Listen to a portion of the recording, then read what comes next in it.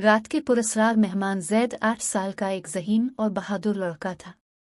इसके काले घने बाल और बड़ी बड़ी भूरी आंखें थीं जो हमेशा तजस्सुस से भरी रहती थीं। वो अपने माँ बाप के साथ एक पुराने मगर खूबसूरत घर में रहता था जो शहर से जरा हटकर एक छोटी सी बस्ती में था। पुरस्कार साया एक रात जैद की आंख अचानक खुल गई। कमरे में हल्की हल्की चांदनी फैल रही थी, लेकिन इसे महसूस हुआ कि कुछ अजीब सा हो रहा है। वो उठा और खिड़की के करीब जाकर बाहर झांका।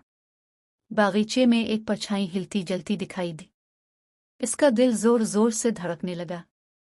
ये कौन हो सकता है इतनी रात गए, जैद ने खुद से सवाल किया।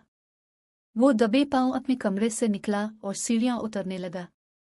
नीचे पहुंचकर उसने दरवाजा आहिस्ता से खोला और बागीचे में नजर दौड़ाई।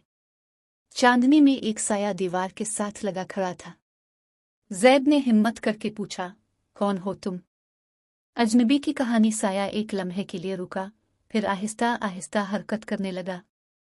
जैद ने महसूस किया कि वो किसी छोटे कद का इंसान था, मगर इसका चेहरा नजर नहीं आ रहा था। मैं मदद के लिए आया हूं, एक बारीक मगर पुरस्कार आवाज आई। जैद हैरान रह गया। मदद? कैसी मदद? और तुम कौन हो? ये बाद में बताऊंगा, लेकिन पहले मुझे अंदर आने दो। जैद तजब्जुब में था, लेकिन इसकी तजस्सुस की आदत जीत गई। वो पीछे हट गया और साया अंदर आ गया। रोशनी में आते ही जैद ने देखा कि वो एक छोटे कद का बच्चा था जो पुरानी सी चादर में लिपटा हुआ था। इसकी आंखें चमक रही थीं और चेहरे पर अजीब सी घबराहट थी। मैं असलान हूं और मैं बहुत बड़ी मुश्किल में हूं, वो हाँफते हुए बोला। क्या हुआ है? जैद ने पूछा। असलान ने चारों तरफ नजर दौड़ाई, जैसे किसी का खौफ हो। फिर आहिस्ता से बोला, मेरे पीछे कोई लगा हुआ है। वो मुझे ढूंढ रहा है और अगर उसने मुझे पकड़ लिया तो मैं कभी वापस नहीं जा सकूंगा। खतरा करीब है। जैद का दिल कांप गया। कौन? कौन तुम्हें ढूंढ रहा है? असलान कुछ कहने ही वाला था कि अचानक खिड़की पर एक तेज धमाका हुआ। जैद और असलान दोनों खौफजदा होकर पीछे हट गए। बाहर किसी के कदमों की आवाजें आ रही थी। वो आ गया, असलान कांपती आवाज में बोला। जैद ने जल्दी से अपने घर का अकबी दरवाजा खोला और असलान का हाथ पकड़कर बाहर निकला। बागीचे के पीछे एक पुरानी खाली गली थी। दोनों बच्चे तेज तेज कदम उठाते हुए वहां से भाग निकले। खुफिया रास्ता, हमें कहाँ जाना है? जैद ने हाँफते हुए पूछा। मुझे एक जगह जाना है, लेकिन हमें छुपना होगा, असलान ने जवाब दिया। दोनों बच्चे तारीक गलियों में छुपते छुपाते आगे बढ़ते रहे। अचानक जैद को लगा कि उनके पीछे कोई है। इसने मुड़कर देखा तो सियाह चादर में लिपटा एक ऊंचा साया उनके पीछे आ रहा था। दौड़ो, असलान चलाया। दोनों तेजी से भागने लगे, लेकिन साया उनके करीब आता जा रहा था। अचानक असलान ने जैद का हाथ पकड़ा और एक तंग गली में मुड़ गया। वहां एक पुराना दरवाजा था। असलान ने जल्दी से दरवाजा खोला और दोनों अंदर दाखिल हो गए। खुफिया कमरा एक छोटा सा कमरा था जिसमें जगह जगह गर्द जिमी हुई थी। कमरे की दीवारों पर पुरानी पेंटिंग्स लगी थी जिनमें कुछ अजीबो गरीब नक्काश बने थे।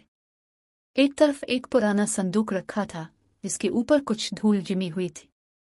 ये जगह क्या है? जैद ने सरगोशी की।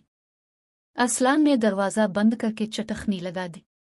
ये एक महफूज जगह है, लेकिन ज्यादा देर नहीं। हमें यहां से जल्दी निकलना होगा।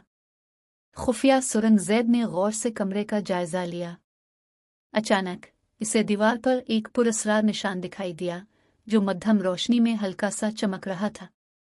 ये क्या है? जैद ने निशान पर हाथ रखते हुए पूछा। जैसे ही जैद ने निशान को छुआ, कमरे में हल्की सी लर्जिश महसूस हुई और दीवार का एक हिस्सा आहिस्ता आहिस्ता पीछे हटने लगा। इसके पीछे एक खुफिया सुरंग नमूदार हुई जिससे नीली रोशनी निकल रही थी। ये वही रास्ता है, असलान खुशी से बोला।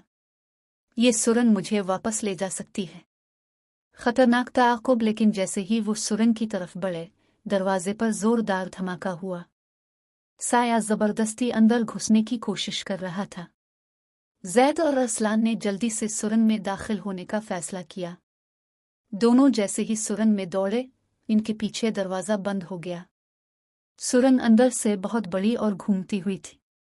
दीवारों पर नीले और सुनहरे रंग के चमकते निशानात थे, जो जैसे किसी कदीम जुबान में लिखे गए थे। ये कहाँ जा रही है? जैद ने हैरानी से पूछा। ये मुझे मेरे वक्त में वापस ले जाएगी। लेकिन तुम्हें वापस जाना होगा, जैद, अरसलान ने कहा। नहीं, मैं भी जाना चाहता हूँ, जैद ने जिद की। नहीं जैद, तुम्हारी जगह ये नहीं। तुम यहाँ के हो और तुम्हें वापस जाना होगा, अरसलान ने जोर दिया। आखिरी लम्हा अचानक सुरंग के आखिर में एक बड़ा दरवाज़ा नुमदार हुआ जिसमें रोशनी का एक तेज जमाका था।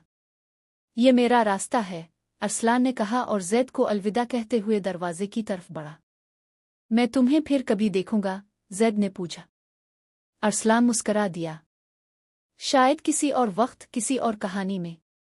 जैसे ही अरसलान रोशनी में दाखिल हुआ, एक तेज जमाका हुआ और वो गायब हो गया। जैद हैरान और दम बखुद खड़ा रह गया। सुरंग खुद बखुद बंद होने लगी और जैद को तेजी से दौड़कर वापस अपने कमरे में जाना पड़ा। नया राज अगली सुबह जब वो बेदार हुआ तो सब कुछ मामूल के मुताबिक था, लेकिन इसके ज़हन में रात की वो पुरस्रार मुहिम जोई हमेशा के लिए एक राज बनकर रह गई।